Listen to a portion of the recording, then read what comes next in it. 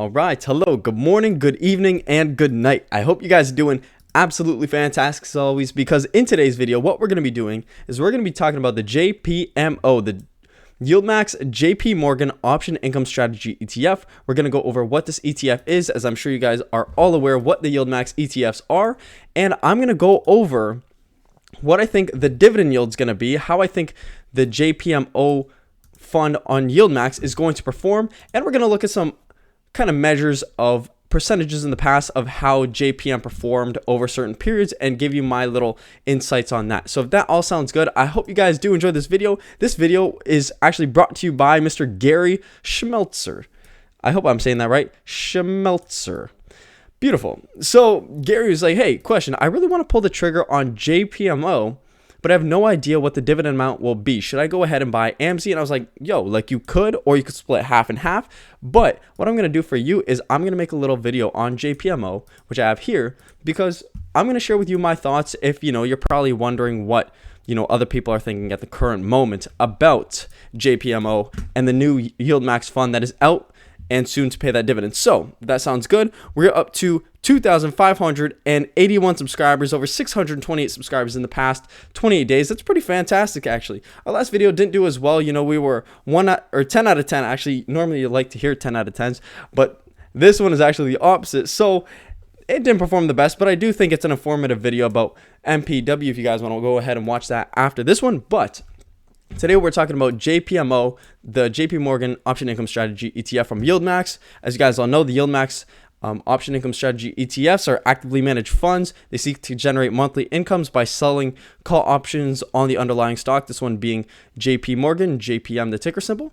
And the Yieldmax funds, they all have a gross expense ratio of 99.99%. So basically 1%, we'll call it. And so that is a fee that you're going to have in order to basically hold this fund, just kind of straight off the bat. And I'm going to go to page 51 here because this is their prospectus. We could read a little bit on the prospectus. I know it might be a bit boring to read this prospectus, so I'm not going to do too much. But all I do want to say here is the fund's primary investment objective is to seek current income. And what Yieldmax does is they write synthetic covered calls on the underlying stock, which is JPM. So for JPMO, they're going to write synthetic covered calls, which they're not going to own any actual JP Morgan Chase. What they're going to do is they're going to mimic they're going to use a strategy to mimic the price action of JPM, which hopefully will get you the returns of JPM plus the dividend income that will come with this option strategy. So now getting into the fun part, let's dive into JP Morgan and let me just kind of like share you my thoughts on what I think the dividend is going to be.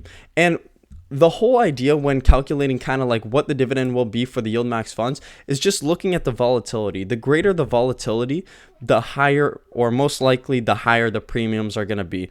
Now, what we're looking for is Yieldmax, they write, I'm not absolutely certain on this. I'm not absolutely certain, but Yieldmax, I know they do write somewhat close to monthly options contracts. I'm not sure if they're weekly or monthly. I know some people definitely correct me in the comments below on that, so please look out for that.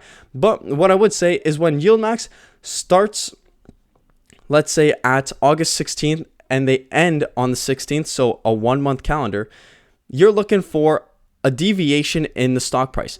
If Yieldmax and the underlying fund, let's say JPM, was to start here and end here, start at this $150 level and end at this $143 level, there's going to be a significantly higher dividend when the stock ends here rather than when it ends close to the starting price at the start of the month. So with that being said, what I want to do is look over the past kind of year or so, or even 6 months of JPM to kind of determine this.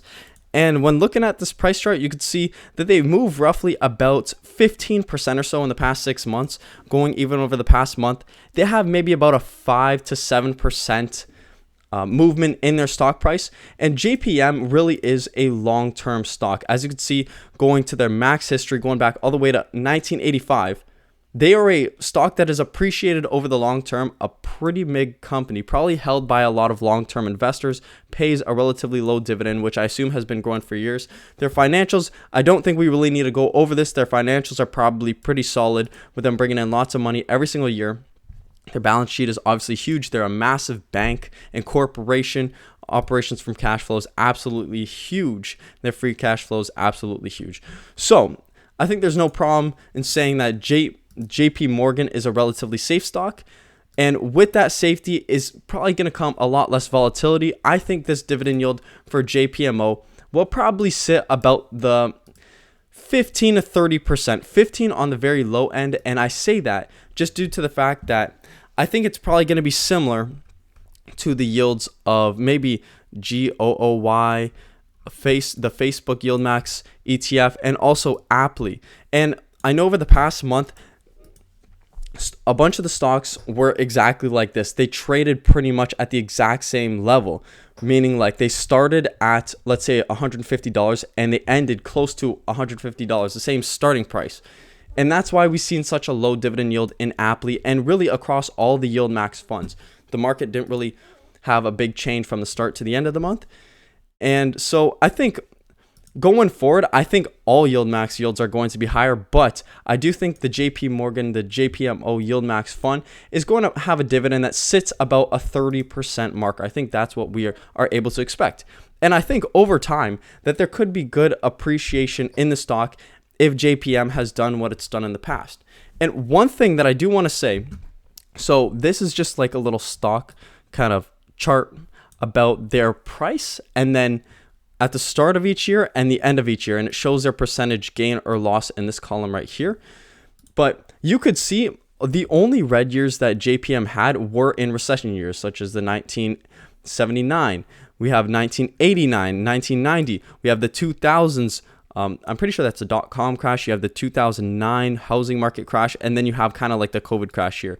But what's interesting is that over the past years, we're seeing a lot more red. And even here in 2022, we're seeing a negative 15% on JPM, meaning that we could potentially be in a little bit of a recession and not even know it, or heading into one, just because, you know, over kind of looking over the past, whenever there was kind of a negative year for JPM, it was pretty much a recession year. So that is something to also keep in mind if you are investing and putting a lot of money into your markets. Make sure you have some money and cash on the side.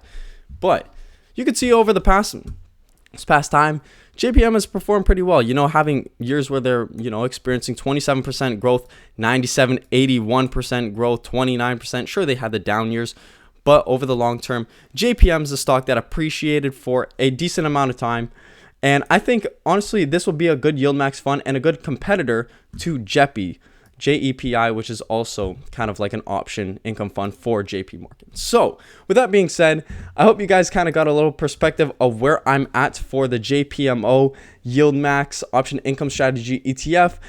I learned a little bit about JP Morgan, their stock price, their history, and why I think it's a relatively interesting investment if you were to go into JPMO for some option income.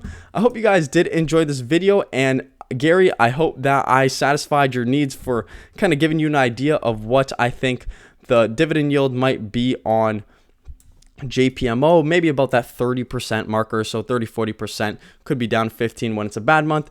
But I hope that kind of answered that question. If you guys did enjoy this video and you want to see more, please do subscribe. We're up to 2,581 subscribers growing every single day. So I have nothing left to say, but thank you to everyone who has liked this video, subscribed, and I will see you guys in the next one. I hope you guys take care. Have a great Saturday.